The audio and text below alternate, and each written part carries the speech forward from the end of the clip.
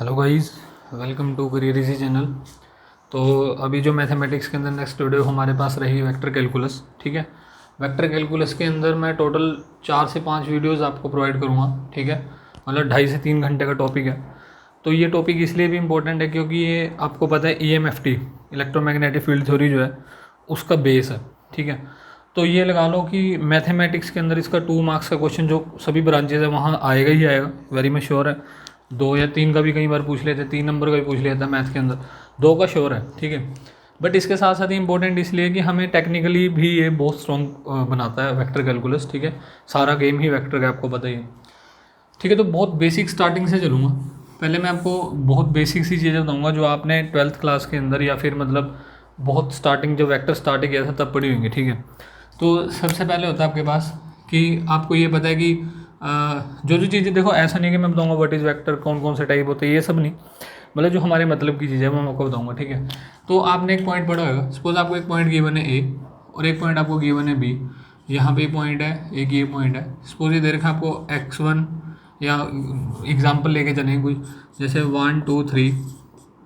ठीक है, ये 1 2 3 गिवन है और ये जो आपको पॉइंट गिवन है मान लो -1, ठीक है, -3 और -4, ऐसा कुछ एक पॉइंट गिवन है। तो कई बार वो आपसे पूछेगा find the vector A B. तो अगर आपको 2 पॉइंट गिवन हो और आपको पूछा जाए कि ए बी वैक्टर क्या रहेगा, तो आपको ध्यान रखना है ए बी वैक्टर जो बराबर होता है उसके अंदर हम क्या करते हैं, इस पॉइंट में से इसको माइनस करेंगे, इसमें से इसको माइनस करेंगे, इसमें से इसको माइनस करेंगे। तो जो हमारे पास वेक्टर बनेगा -1 और इसके साथ हम लगा देंगे ए एक्स कैप। ये एक्स एक्सिस के लोग हैं, ए एक्स कैप, नहीं तो जनरली मैथ के अंदर हम क्या यूज़ करते हैं, आई कैप। ठीक है, आई कैप भी लिख सकते हो आप, ए एक्स कैप भी लिख सकते हो, प्लस इसमें से इसको माइनस करोगे -3 -2। ठीक है, या तो इसके साथ जे कैप लिखो या फिर ए वाई कैप, मतलब वाई की डायरेक्शन में इसलिए ए वाई कैप, या फिर जे कैप जो स्टैंडर्ड होता है वाई डायरेक्शन के लिए, प्लस थर्ड क्या आ जाएगा, इसमें से इसको माइनस करोगे तो -4 -3। ठीक है, या तो लिखोगे के कैप और या फिर लिखोगे ए वाई कैप। आपको ये पता है कि ए x A Y A cap या फिर के कैप लिखोगे या फिर ए जेड कैप। ठीक है, तो ये आपको पता है कि आई कैप जे कैप के कैप ये क्या होते हैं, ये डायरेक्शन को शो करने के लिए होते हैं। सपोज आपके पास ऐसे है, इस तरीके से है। ठीक है, ये हमारे पास मान लो एक्स एक्सिस है, ये वाई एक्सिस है, ये ऐसे मान लो ये एक्स है, ये वाई है। ठीक है, जो जनरली यूज़ करते हैं। ठीक है, एक्स वाई जेड ऐसे। तो इस डायरेक्शन के अंदर अगर किसी भी वेक्टर को शो करना है, डायरेक्शन शो करनी है, तो हम उसके लिए यूज़ करते हैं जे कैप, इस डायरेक्शन के लिए हम यूज़ करते हैं के कैप, और इस डायरेक्शन के लिए यूज़ करते हैं आई कैप। ठीक है, आई जे के, डन है चीज़। और ये एक्स कैप ऐसे, तो ये इस तरीके से है। ठीक है, दिखा नहीं सकते ना 3D के अंदर, तो ये इस तरीके से है, एक्स इधर, वाई इधर और जेड ऊपर। ठीक है, ये म्यूचुअली परपेंडिकुलर होते हैं एक दूसरे के, तीनों के तीन वेक्टर। तो पॉइंट ये है कि अगर आपको 2 पॉइंट गिवन हो तो सबसे पहला पॉइंट तो ये है कि क्या आप वेक्टर बना सकते हो। तो आपने देखा ए से बी वेक्टर जो है, तो फाइनल माइनस इनिशियल करना है आपने और ऐसा वेक्टर बन जाएगा। अगर आपको बी ए वेक्टर पूछता बी से ए वेक्टर। ठीक है, अगर क्वेश्चन ये होता कि आप बी ए वैक्टर बताओ, तो आप ए में से बी को माइनस करते। ये आपको चीज़ क्लियर हुई, बिल्कुल सिंपल सी चीज़ थी। ठीक है, तो ये बहुत बेसिक सी चीज़ है जो आपने पढ़ी हुई है पहले। दूसरी चीज़, अगर कोई भी वेक्टर है, वेक्टर ए है सपोज, उसकी खास बात क्या होती है, एक तो वेक्टर का होता है मैग्नीट्यूड, वेक्टर का मैग्नीट्यूड, और फिर उसके साथ होती है उसकी डायरेक्शन। ठीक है, डायरेक्शन को शो करते हैं ए कैप के साथ। ठीक है, ध्यान में रखना, कोई भी वेक्टर होता है उसके 2 पार्ट होते हैं, एक होता है उसका मैग्नीट्यूड या फिर लेंथ। जैसे आपके पास ये मान लो वेक्टर है, ठीक है, और यहाँ से लेके यहाँ तक मान लो ये 5 है, इसकी लेंथ जो है वो 5 मीटर या 5 सेंटीमीटर है। ठीक है, लेकिन ये किस डायरेक्शन के अंदर जा रहा है वो शो करेगा ये, और ये बताएगा इसकी लेंथ कितनी है। और इस पॉइंट को, इसको बोलते हैं यूनिट वेक्टर। ठीक है, इसको बोला जाता है यूनिट वेक्टर। ठीक है, ध्यान रखना, एक ऐप को बोलते हैं यूनिट वेक्टर, या फिर सिंपली बोल देते हैं डायरेक्शन। ठीक है, सिंपली बोल देते हैं डायरेक्शन। तो पॉइंट ये कि आपके पास ये मैग्नीट्यूड, कोई भी वेक्टर है उसके 2 कंपोनेंट होता है, एक होता है उसकी डायरेक्शन, एक होता है उसका मैग्नीट्यूड, एक होता है उसकी डायरेक्शन। अब जो बहुत बेसिक सी चीज़ है, ठीक है, तो आपने पढ़ा होगा कि वेक्टर, आपने फिजिक्स में पढ़ा होगा, वेक्टर में be defined as something which have some magnitude as well as some direction. तो ये डेफिनेशन यहाँ तक उसके करेक्ट नहीं है। वेक्टर की एक्चुअल डेफिनेशन होती है, अब मान लो कोई कंपोनेंट, कोई चीज़ है और मैं उसको वेक्टर बोल रहा हूँ, मान लो कोई चीज़ है, कोई क्वांटिटी है। ठीक है, जैसे फोर्स है, वर्क डन है, मान लो कोई भी चीज़ है, तो अगर मैं किसी चीज़ को, जैसे फोर्स को मैंने वेक्टर बोला, वर्क नहीं बोला, ठीक है, अगर मैंने फोर्स को वेक्टर बोला तो वो क्यों बोला, उसका एक रीज़न है। तो आप एक चीज़ ध्यान रखना, वेक्टर के लिए उसका मैग्नीट्यूड और उसकी डायरेक्शन सिर्फ ये इंपॉर्टेंट नहीं है, किसी भी चीज़ के वेक्टर होने के लिए उसको triangular law of vector addition भी फॉलो करना पड़ता है। अब ऐसे तो आपने पढ़ा होगा कि करंट, आपके पास करंट होता है, तो मैं बोलता हूँ ना कि करंट इस डायरेक्शन में जा रहा है 2 एम्पियर, और आपने ये भी पढ़ा होगा करंट होता है स्केलर क्वांटिटी, ठीक है। तो फिर अगर वो किसी उसकी डायरेक्शन भी है, उसका मैग्नीट्यूड भी है, तो वो वेक्टर क्यों नहीं है, समझ रहे हो बात को। सपोज आपके पास करंट जा रहा है ऐसे, ये जा रहा है 4 एम्पियर करंट, और एक करंट जा रहा है यहाँ से ऐसे 3 एम्पियर, ठीक है। या फिर ऐसे करते हैं इसको और सिंपल बनाता है ऐसे, जो आपको बिल्कुल समझ में। मान लो ये 4 एम्पियर करंट है और यहाँ से इधर की तरफ जा रहा है 3 एम्पियर करंट, ऐसे मैंने डायरेक्शन दे रखी है। तो ऐसा नहीं है कि यहाँ पे मैं बोल सकता हूँ कि यहाँ से 7 एम्पियर करंट ऐसे कि इसकी तरफ जाएगा, ठीक है। ये होता है triangular law of vector addition. Triangular law of vector addition क्या होता है कि मान लो इस डायरेक्शन के अंदर आपके पास ए वेक्टर है और इस डायरेक्शन के अंदर आपके पास बी वेक्टर है, तो स्टार्टिंग से लेके एंड तक का जो वेक्टर होता है ना, रिजल्टेंट वेक्टर, इसको बोल सकते हैं A vector plus B vector. तो इसको बोलते हैं triangular law of vector addition. ये रूल अगर कोई क्वांटिटी फॉलो कर रही है डायरेक्शन मैग्नीट्यूड के साथ साथ, तब उसको वेक्टर बोलते हैं। तो ठीक है, आप ध्यान रखना, करंट जो होता है वो वेक्टर क्वांटिटी नहीं है, क्योंकि वो इस लॉ को फॉलो नहीं करता, अदरवाइज उसकी डायरेक्शन भी होता है और उसका मैग्नीट्यूड भी होता है, ठीक है। ये कन्फ्यूजन दिमाग में डाल लेना, जो सॉरी डाल लेना नहीं, दिमाग से निकाल देना कन्फ्यूजन। कई लोगों को होते हैं, मैक्सिमम लोगों को पता होता है, किसी किसी को हो सकता है ना पता हो, तो इसलिए मैंने ये इन्फो थोड़ी शेयर कर दी आप लोगों के साथ कि आपको क्लियर रहे चीज़ कि करंट को हम वेक्टर क्यों नहीं मानते। डन। अच्छा, तो वेक्टर्स के अंदर ये वेक्टर का बेसिक हो गया, ठीक है, मतलब वेक्टर क्या है और कैसे हमने डील करना। तो आपने एक चीज़ देखी, अगर मान लो मुझे यूनिट वेक्टर पूछा जाए तो वो किसके बराबर है, वेक्टर और डिवाइड बाय उसका मैग्नीट्यूड, समझ लो, वेक्टर और डिवाइड बाय उसका मैग्नीट्यूड। सपोज आपके पास कोई वेक्टर है, कोई मान लो आपको कोई पॉइंट दे रखा है 3,4,2, ये कोई पॉइंट है, तो आप इससे ना डायरेक्टली वेक्टर लिख सकते हो, ए वेक्टर, क्योंकि जब हम वेक्टर लिखते हैं ना, अगर आपको सिंगल पॉइंट गिवन है तो हम जो इनिशियल पॉइंट है ना वो 0 0 लेके चलते हैं, ठीक है, ओरिजिन लेके चलते हैं। तो आपके पास मान लो ये कोऑर्डिनेट एक्सिस था, ठीक है, ये x था, ये y और ये z, आपको पॉइंट देखा है 3,4,2, तो मैं क्या करूँ, एक्स एक्सिस में 3 इधर आया, ये 3 डिस्टेंस आप इधर आए, ठीक है।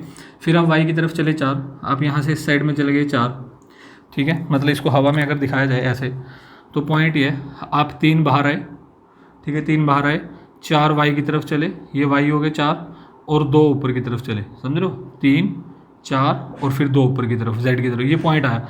इस पॉइंट को जब आप पॉइंट को सेंटर से मिलाओगे ना बाहर की तरफ, वो बनता है ए वेक्टर, समझ रहे हो बात को। तो ए, अब देखो यहाँ पे जो पॉइंट हवा में था, यहाँ पे जो था वो कितना था 3,4,2, ये पॉइंट, और ये सेंटर वाला पॉइंट कितना है 0 0 0।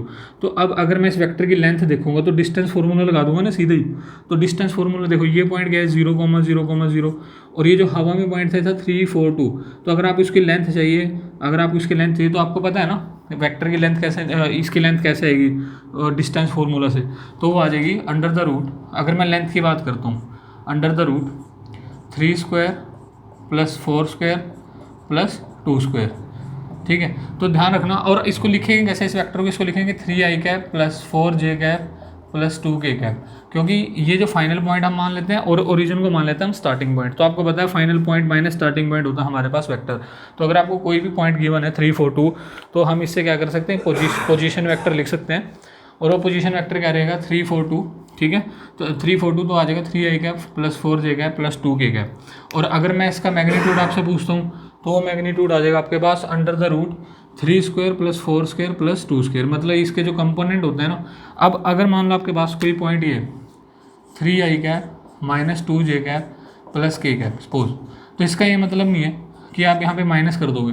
देखो जो पॉइंट होता है ना, अगर आप इस पॉइंट को भी प्लॉट करोगे तो डिस्टेंस तो आपको 2 ही कवर करना पड़ेगा, समझ रहे हो। जैसे आप मान लो 3y, ये देखो x की तरफ आप 3 चले, यहाँ पे चले 3, ठीक है। y की तरफ -2 का मतलब अब इस साइड आ गए, y नेगेटिव के अंदर। फिर z का a1 मतलब ऊपर चले गए। तो जब आप इसको सेंटर से मिलाओगे तो डिस्टेंस तो वही का, मतलब आप ये माइनस का मतलब ये नहीं है कि आप यहाँ पे माइनस कर दोगे इस पॉइंट पे, ठीक है। यहाँ पे भी क्या आएगा आपके पास प्लस आएगा, तो कितना आ जाएगा 3 स्क्वायर प्लस माइनस, या ऐसे कर लो -2 का स्क्वायर प्लस 1 का स्क्वायर। तो पॉइंट आपको समझ में आ रहा है, पॉइंट समझ में आ रहा है कि अगर आपके पास कोई वेक्टर अगर आपको गिवन है, अगर आपको कोई वेक्टर गिवन है तो उसका मैग्नीट्यूड आपने कैसे निकालना है। ठीक है, तो मैग्नीट्यूड की बात होगी। दूसरी बात होती है, आप देखो अब एक ये मैग्नीट्यूड हो गया, वेक्टर कैसे लिखना है वो भी आपको समझ में आ गया। अगर आपको चाहिए डायरेक्शन कि उस वेक्टर की डायरेक्शन क्या है, तो मैंने आपको एक चीज़ बताई कि वेक्टर की डायरेक्शन की अगर आप बात करोगे तो डायरेक्शन किसके बराबर होती है, वेक्टर डिवाइड बाई उसका मैग्नीट्यूड। या ठीक है, तो वेक्टर क्या है, ये वेक्टर है, मैग्नीट्यूड कितने ये रहा, उसको डिवाइड कर दोगे तो आपके पास क्या आ जाएगी, उसकी डायरेक्शन आ जाएगी। आ रही बात समझ में। तो इसकी डायरेक्शन क्या आएगी, एक अगर इस वेक्टर की अगर हम बात करते हैं तो ए कैप कितना आएगा, देखो ए वेक्टर कितना है 3i + 4j + 2k divide by under the root, ये देखो कितना आएगा 9 और 16 कितना हो गया 25 और 4 29। तो क्या मैं इसको ऐसे लिख सकता हूँ, इसको ऐसे डिवाइड बाय √29 डिवाइड बाय √29 और डिवाइड बाय √29। ठीक है, किसी भी डायरेक्शन के अंदर आई जे के और इनके साथ जो कोफिशिएंट होता है ना इनको बोला जाता है डायरेक्शन कोसाइंस। ठीक है, ध्यान में रखना, इनको हम लोग बोलते हैं डायरेक्शन कोसाइन। ठीक है, इनको क्या बोलेंगे, इसको मैं बोलूँगा 3/29, इसको बोलूँगा डायरेक्शन कोसाइन, ये वर्ड याद रखना। ठीक है, इसको बोलेंगे डायरेक्शन कोसाइन। ठीक है, तो इसको ना ऐसे डिनोट किया जाता है, इस तरीके से लिखते हैं, जैसे मैं लिखूँगा 3/√29, 4/√29, 2/√29। और एक खास बात क्या होती है, डायरेक्शन कोसाइन को सिंपल रिप्रेजेंटेशन ऐसे होती है LMN, ऐसे लिखते हैं सिंपल डायरेक्शन कोसाइन। तो खास बात होती है L² + M² + N² = 1 होता है। ये मैंने आपको क्यों बताया कि हो सकता है बहुत बेसिक जाके वो क्वेश्चन पूछे और आपको LMN में से कोई एक चीज़ मिस करके दे देगा और कुछ थोड़ी और इन्फॉर्मेशन दे देगा, फिर पूछेगा कि थर्ड वाला बताओ। तो आपको चीज़ क्लियर होनी चाहिए कि L² + M² + N² 1 होता है। ठीक है, और ठीक है चलो इतना काफ़ी है, आपको बेसिक्स के लिए इतना काफ़ी है। तो एक पर्टिकुलर वेक्टर के बारे में आपको नॉलेज जो थी, जो होनी चाहिए थी, मैंने आपको शेयर कर दिया। अभी हम आते हैं वेक्टर के जो वेक्टर्स के ऊपर हमने काम करना है। तो सबसे पहली चीज़ होती है वेक्टर के बीच का एंगल। ठीक है, तो अभी वेक्टर के बीच के एंगल की बात कर लेते हैं। सपोज आपके पास दो वेक्टर हैं। ठीक है, दो वेक्टर हैं, मान लो ऐसे, ये आपके पास ए वेक्टर है। ठीक है, ये ए वेक्टर है और यहाँ से एक और वेक्टर है बी वेक्टर, और आपसे पूछा जा रहा है इनके बीच का एंगल। ठीक है, आपको इनके बीच का एंगल पूछा जा रहा है कितना है। तो हमारे पास ना इससे पहले एक चीज़ डिस्कस करनी पड़ेगी, वेक्टर प्रोडक्ट। ठीक है, वेक्टर प्रोडक्ट मतलब वेक्टर की मल्टीप्लिकेशन। वेक्टर प्रोडक्ट में वेक्टर मल्टीप्लिकेशन लिख लेते हैं। ठीक है, वेक्टर मल्टीप्लिकेशन। तो वेक्टर्स की जो मल्टीप्लिकेशन है ना वो दो टाइप की होती है। एक तो होता है डॉट प्रोडक्ट, डॉट प्रोडक्ट, इसका दूसरा नाम होता है स्केलर प्रोडक्ट। अब बताऊंगा इसको क्यों बोलते हैं स्केलर प्रोडक्ट। दूसरा नाम होता है इसका स्केलर प्रोडक्ट, और इसका तीसरा नाम होता है inner product, inner product of vectors. ठीक है, dot product, scalar product, inner product. एक होता है क्रॉस मल्टीप्लिकेशन, जैसे इसको डिनोट करते हैं A vector dot B vector, ऐसे डिनोट किया जाता है। एक होता है क्रॉस प्रोडक्ट, ए वेक्टर क्रॉस बी वेक्टर। तो ठीक है, इसके नाम होते हैं आपके पास, क्रॉस प्रोडक्ट होता है इसका नाम, क्रॉस प्रोडक्ट, और एक इसको दूसरा नाम देते हैं वेक्टर प्रोडक्ट। ठीक है, इसको बोलते हैं स्केलर प्रोडक्ट, इसको बोलते हैं वेक्टर प्रोडक्ट। ठीक है, तो दोनों में इनका ऐसा नाम क्या है मैं अभी आपको बताता हूँ। अब पहले तो मैं आपको एक चीज़ बताऊँगा, ए वेक्टर डॉट बी वेक्टर, आपने डॉट प्रोडक्ट कैसे करना है। सपोज आपके पास, अच्छा पहले वेक्टर प्रोडक्ट डिफाइन कैसे होता है। अगर आपके पास मान लो दो वेक्टर है ए और बी, तो डॉट प्रोडक्ट को डिफाइन किया गया है ए वेक्टर का मैग्नीट्यूड बी वेक्टर का magnitude into cos of angle between them, acute angle जो उन दोनों के बीच में बन रहा है। ठीक है, उन दोनों के बीच में जो भी एक्यूट एंगल बन रहा है 90 से कम वाला, उसके आपने कोसाइन अप्लाई करना है। ठीक है, कोसाइन अप्लाई करना है A vector dot B vector, तो दो वेक्टर्स के बीच का प्रोडक्ट ऐसे आता है डॉट प्रोडक्ट। ठीक है, तो ए वेक्टर डॉट बी वेक्टर अगर आप करोगे, अब एक चीज़ नोटिस करो, सपोज आपके पास I cap dot I cap, I cap dot I cap. ठीक है, आई कैप क्या है, यूनिट वेक्टर है एक्स डायरेक्शन के अंदर, तो इसका मैग्नीट्यूड होता है 1। तो अगर मैं इसको सोल्व करूँगा, देखो आई कैप डॉट आई कैप, तो कितना बनेगा, इसका ए का मैग्नीट्यूड 1, बी का मैग्नीट्यूड भी कितना आएगा 1, और इनके बीच आई और आई, देखो आई एक्स, ये मान लो एक्स डायरेक्शन है, तो अगर आई इधर जा रहा तो दूसरा आई भी तो इधर, दोनों के बीच में कितना एंगल आया 0। तो अगर मैं cos 0 पुट करूँगा तो कितना आएगा, cos 0 कितना होता है 1, ठीक है, cos 0 होता है 1। इसका मतलब आई डॉट आई कितना बनेगा 1 बनेगा। ऐसे ही जे डॉट जे वो भी 1 बनेगा, और के डॉट के वो भी क्या बन जाएगा आपके पास 1 बन जाएगा। तो I dot I, J dot J, के डॉट के, ये सारे क्या बनेंगे 1 बनेंगे। अब अगर मान लो आपके पास ऐसा होता है कि एक आई कैप है, सपोज ऐसे है I cap dot J cap, ठीक है, एक आई एक्स के डायरेक्शन में, एक एक्स के डायरेक्शन में और एक वाई के डायरेक्शन में मान लो। तो अगर मैं इन दोनों का डॉट प्रोडक्ट करूँगा तो इनके बीच का एंगल कितना है 90 डिग्री। तो जब आप cos 90 पुट करोगे कितना रिजल्ट करेगा वो 0। तो ध्यान रखना आई डॉट जे या फिर आई डॉट के, ठीक है, आई डॉट जे या फिर आई डॉट के वो 0 बनेगा। और सेम नेचर के हैं तो 1, अगर डिफरेंट नेचर है तो 0। डॉट प्रोडक्ट का इतना सीन क्लियर हुआ। तो कभी भी अगर आपको दो वेक्टर्स के बीच के एंगल की बात करे ना तो आपको हमेशा ये रूल फॉलो करना है, हमेशा ही ये रूल फॉलो करना है। ध्यान इसको दिमाग में डाल देना कि जब भी आपको दो वेक्टर के बीच का एंगल पूछे तो आपने हमेशा यही रूल यूज़ करना है कि A vector dot B vector this. अब एग्जांपल ले लेते हैं, सपोज आपके पास कोई मैं वेक्टर मान लेता हूँ, ठीक है, कोई हम वेक्टर मान लेते हैं। जैसे मान लो मैंने एज्यूम कर लिया ए वेक्टर हम एज्यूम करके चल रहे हैं 3i कैप, ये दिखाई दे रहा है इसके अंदर, ठीक है, हाँ 3i cap minus 2j cap plus 4k cap. और एक दूसरा वेक्टर है बी वेक्टर, वह मैं मान लेता हूँ 2i cap plus 4j cap minus k cap. ये तो आपको पूछा गया ए वेक्टर डॉट बी वेक्टर, ए वेक्टर डॉट बी वेक्टर।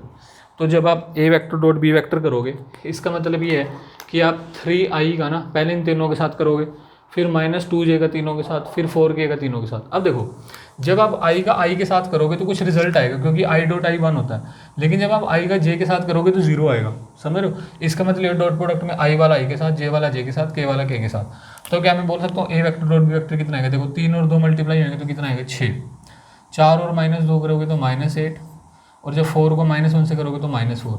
तो यहाँ से फाइनली आपके पास ये बन जाएगा -6, समझ रहे हो, ये बन गया -6। अब आप जब आपने ए वेक्टर डॉट बी वेक्टर निकाला आपके पास कैसा आंसर आया, आपके पास एक स्केलर आंसर आया। इसी वजह से जो इनर प्रोडक्ट होता है या फिर डॉट प्रोडक्ट होता है उसको हम स्केलर प्रोडक्ट भी बोलते हैं, ठीक है, क्योंकि प्रोडक्ट करने के बाद जो रिजल्ट आता है वो एक स्केलर क्वांटिटी आती है। बात समझ में आ रही है। अब कई बार वो क्वेश्चन पूछेगा आपसे, सपोज यही क्वेश्चन है सेम, वो पूछ रहा है ए और बी के बीच का एंगल बताओ, ए वेक्टर और बी वेक्टर के बीच का एंगल बताओ, तो आप क्या करोगे। तो यहाँ से ए डॉट, अब देखो मैंने आपको बताया हमेशा यही रूल फॉलो करना है। A vector dot B vector तो आपने लिख लिया -6, ए का मैग्नीट्यूड बताओ कितना है। देखो कोस क्या मैं लिख सकता हूँ यहाँ से, कोस थीटा बराबर A vector dot B vector divide by A into B. यहाँ पे ए इंटू बी मतलब ए वेक्टर का मोड और बी वेक्टर का मोड, ठीक है।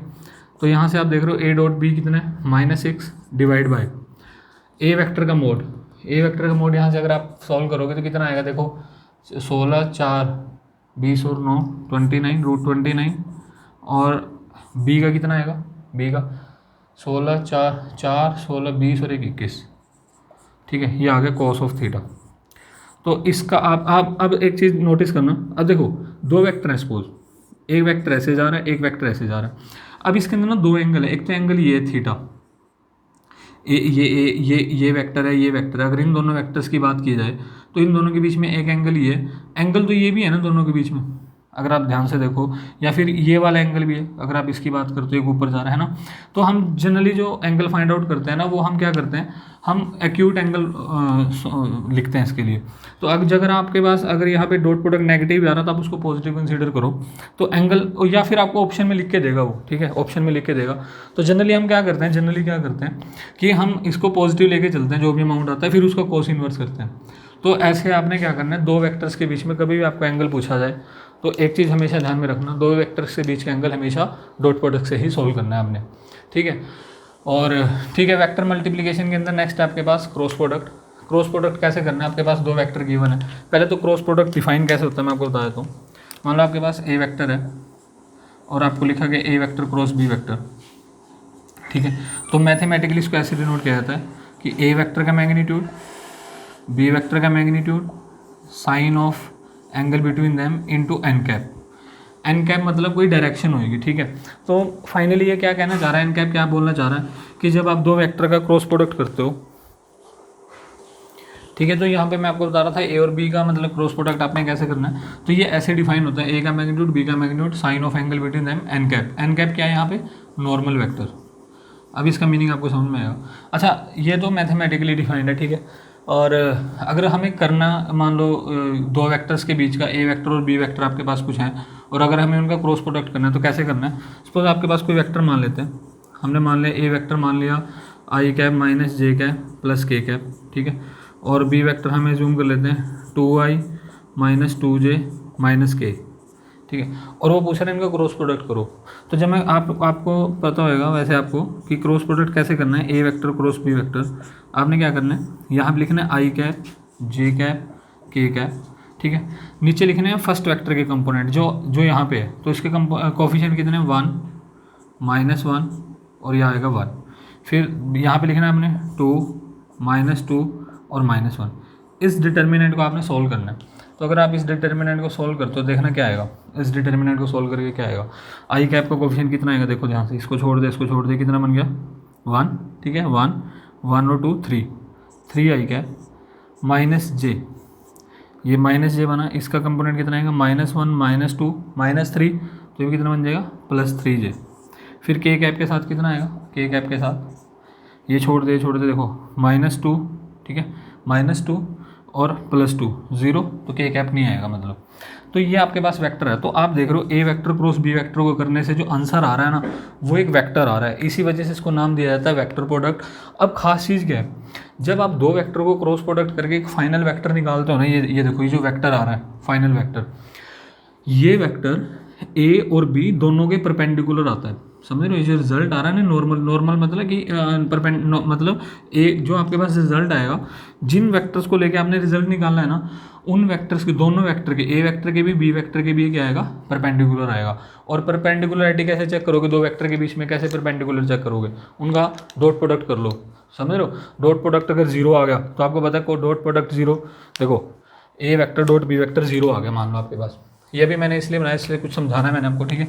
A vector dot B vector अगर 0 आ गया तो इसका मतलब क्या है, ए बी कोस थीटा 0। अब ना तो इसमें ए 0 है ना बी 0 है, तो कोस थीटा 0 होना पड़ेगा, ठीक है। तो कोस थीटा 0 कब हो सकता है, थीटा कितना आएगा 90 डिग्री। डन है ये चीज़। चलो, तो मुद्दा ये है कि आप इस वेक्टर का ए के साथ डॉट प्रोडक्ट करके देखो ज़रा, देखो जब मैं इसके साथ करूँगा कितना आएगा, 3 - 3 0। इसके साथ करो, देखो 6 - 6 0। तो आप देख रहे हो जो रिजल्टेंट वेक्टर होता है वो ए और बी दोनों, इस पॉइंट को दिमाग में डाल लेना, बहुत इंपॉर्टेंट पॉइंट है कि जब हम दो वेक्टर्स का क्रॉस प्रोडक्ट करते हैं, जो थर्ड वेक्टर जनरेट होता है, रिजल्टेंट वेक्टर जो होता है क्रॉस करने के बाद जो आता है, वो जो पेरेंट वेक्टर थे ए और बी, उन दोनों के परपेंडिकुलर होता है। अब इसका फ़ायदा क्या है, हमें क्रॉस प्रोडक्ट का एक फ़ायदा होता है, वो मैं आपको समझाना चाह रहा हूँ यहाँ पे। सपोज ए और बी वेक्टर आपको किसी पैरेललोग्राम की साइड्स दे रखी हैं ए और बी, ठीक है। तो अगर मैं इसके एरिया की बात करता हूँ तो आप बता सकते हो इसका एरिया कितना होता है। अगर ये आपको साइड पता है ऐसे पैरेललोग्राम, तो आपको पता है बेस कितना है इसका, ए। सपोज इस लेंथ को मैंने ये मान लिया, और ये अगर ये एंगल, ये बी है, ये ए है, इनके बीच का एंगल थीटा है, तो क्या मैं बोल सकता हूँ ये वाली हाइट बी साइन थीटा आएगी, बिल्कुल बोल सकता हूँ। तो अगर मुझे एरिया निकालना कितना आएगा, ए बी साइन थीटा, ठीक है। तो एरिया कितना आ गया, A B sine theta, area of a parallelogram A B sine theta, ठीक है, ये आ गया। उसके बाद अगर आप इधर देखो, A vector cross B vector कितना है, ए का मैग्नीट्यूड बी का magnitude sine of angle between them into N cap. अगर मैं यहाँ पे मोड लगा दूँ तो इसको मोड को तो फायदा नहीं, इसके मोड का फायदा नहीं, इसके मोड का फायदा नहीं, सिर्फ इसका मोड, और इसका मोड डायरेक्शन का मोड कितना होता है, यूनिट वेक्टर का 1। तो क्या मैं बोल सकता हूँ कि A vector cross B vector का जो मोड होता है, ठीक है, जो मैग्नीट्यूड होता है, वो किसी पैरेललोग्राम के एरिया के बराबर होता है। देखो अगर ये ए और बी अगर किसी पैरेललोग्राम की साइड्स को रिप्रेजेंट कर रहे हैं, ठीक है, एडजेसेंट साइड को रिप्रेजेंट कर रहे हैं, तो उन दोनों का क्रॉस प्रोडक्ट करके अगर उसका मैग्नीट्यूड, इसका मैग्नीट्यूड देखो, सपोज ये ए और बी किसी पैरेललोग्राम की साइड्स हैं सपोज, तो अगर मैं बोलूँ कि उस पैरेललोग्राम में एरिया निकालो तो क्या करोगे, ए क्रॉस बी कर देना, ए क्रॉस बी कर दिया, आगे इसका मैग्नीट्यूड कर देना, कितना आएगा बताओ, इसका मैग्नीट्यूड 9 + 9 अंडर द रूट, तो इतने स्क्वायर मीटर क्या आ जाएगा आपके पास, एरिया आ जाएगा, ठीक है, इतने स्क्वायर मीटर। तो आ रही है आपको बात समझ में कि हमें क्रॉस प्रोडक्ट का क्या फ़ायदा है। क्रॉस प्रोडक्ट से एक नया वेक्टर जनरेट हो जाता है जो परपेंडिकुलर होता है दोनों के। और दूसरी चीज़ का फ़ायदा कब है, अगर हमें किसी पैरेललोग्राम का एरिया निकालना है तो हो सकता है वो आपसे इसके ऊपर क्वेश्चन पूछे। दूसरा क्या होता है कि मैं ये भी बोल सकता हूँ, ये तो जो शेप है ना थोड़ी प्रॉपर बनी नहीं है, ऐसे कुछ इस तरीके से बन जाएगी। इसके पैरेलल देख लेना, ठीक है, समझ रहे हो। इसके अगर मैं पैरेलल ऐसे बनाऊँगा तो आप देखोगे, और ये थोड़ा ऐसे ही बनेगा, मतलब इस तरीके से बनेगा कि आपके पास जो सपोज आपके पास कोई ट्रायंगल है, ठीक है, सपोज आपके पास कोई ट्रायंगल है, अभी उसको ट्रायंगल का बता देता हूँ। मान लो आपके पास ये कोई ट्रायंगल है, ठीक है, तो अब सपोज आपको ये साइड पता है ए और ये साइड पता है बी, तो इन दोनों को अगर आप उसको कि पैरेललोग्राम की साइड जूम करके कुछ बनाते हो ना, तो आप देखोगे ये जो ट्रायंगल इसका जो अगर एरिया को डबल करोगे ना तो पैरेललोग्राम के एरिया के डबल के बराबर आएगा। तो क्या मैं बोल सकता हूँ कि एक पैरेललोग्राम के अंदर आप दो ट्रायंगल कवर कर सकते हो। तो मैं ये भी बोल सकता हूँ कि जो ट्रायंगल का एरिया होता है, ठीक है, area of triangle is equal to 1/2 mod of A vector cross B vector, ठीक है। तो वो क्या करेगा, आपको किसी ट्रायंगल की ए और बी साइड दे देगा, दो साइडें देगा, कोई भी दो साइडें उठा लेना, ठीक है, उनका आप क्रॉस प्रोडक्ट करके उसका मोड मैग्नीट्यूड निकाल के 2 से डिवाइड करना, तो आपको एरिया ऑफ ट्रायंगल मिल जाएगा। तो सपोज आपके पास क्वेश्चन है, जैसे मान लो आपको 3 साइडें दे रखी हैं, ये दे रखा है 1 2 3, ठीक है, ये दे रखा है 2 1 4, और ये कुछ वैल्यू मान लो ये 3 1 4 मान लो, और ये मान लो 2 3 4 समथिंग, कुछ भी आ सकता है, ठीक है, ऐसे।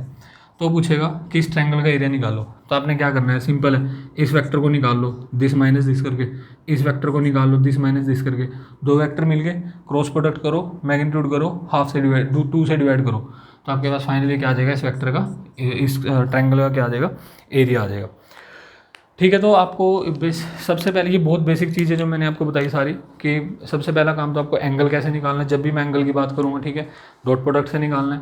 कभी आपको पैरेललोग्राम का एरिया पूछ ले वो भी निकाल दोगे आप, कभी किसी ट्रायंगल का एरिया निकाल दे वो भी पूछे अगर, तो वो भी निकाल दोगे आप, ठीक है। और अगर इस चीज़ की बात करें, देखो क्रॉस प्रोडक्ट के अंदर, ठीक है, क्रॉस प्रोडक्ट के अंदर एक मेथड तो ये होता है डिटर्मिनेंट का, दूसरा मेथड क्या होता है, अगर आप ध्यान से देखो, सपोज आपको करना है आई क्रॉस आई, मान लो आई क्रॉस आई, तो मैं क्या लिखूँगा, आई का मैग्नीट्यूड, फिर दूसरे आई का magnitude into sine of angle between them. I और आई के बीच में एंगल कितना होता है, 0, तो साइन 0 क्या कर देगा, 0। तो ध्यान रखना, आई क्रॉस जे और जे क्रॉस जे और के क्रॉस के, ये सारे क्या होते हैं, 0 होते हैं, ठीक है। उसमें उल्टा था, ठीक है। अब क्वेश्चन आएगा जब आप आई और जे को मल्टीप्लाई करोगे तब क्या आएगा, ठीक है, जब आप आई और जे को मल्टीप्लाई करोगे, क्रॉस करोगे तो क्या आएगा, तो आपने ऐसे लिखना है, देखो आई जे के, इसको बोलते हैं हम राइट हैंड सिस्टम, ठीक है। ध्यान रखना, ये सारा जितना भी मैंने आपको पढ़ाया ये राइट हैंड सिस्टम के अकॉर्डिंग बताया, जो स्टैंडर्ड है राइट हैंड सिस्टम, ठीक है, राइट हैंड सिस्टम। तो कभी भी आपको आई क्रॉस जे आए तो आपको ये तो पता है कि आई क्रॉस जे करने से एक वेक्टर आएगा जो दोनों के परपेंडिकुलर है। अब आई और जे को परपेंडिकुलर क्या आता है, के। अब क्वेश्चन ये है कि के तो ऊपर भी आ सकता है, नीचे भी आ सकता है, ठीक है।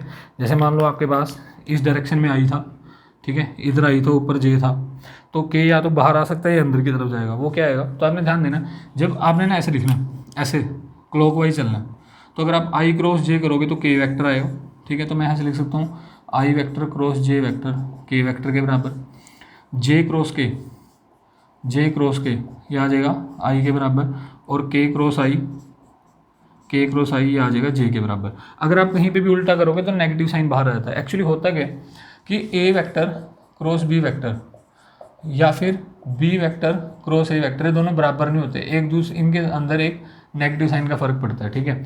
लेकिन A vector dot B vector वो बी डॉट ए के बराबर होता है, A vector dot B vector ये B vector dot A vector के बराबर ही होता है, ठीक है। इस चीज़ का ध्यान रखना, A vector dot B vector और B vector dot A vector बराबर है, लेकिन क्रॉस में एक नेगेटिव साइन एक्स्ट्रा आ जाता है अगर आप उल्टा करोगे तो अगर मान लो मैं पूछता हूँ के क्रॉस जे तो आपको पता है जे क्रॉस के का तो आपको पता है आई, लेकिन आप उल्टा चलो तो आंसर कितना आ जाएगा, माइनस आई। तो मैं लिखूँगा के वेक्टर क्रॉस जे वेक्टर कितना लिखूँगा, माइनस आई, ठीक है। तो ये बहुत बेसिक सी थ्योरी थी।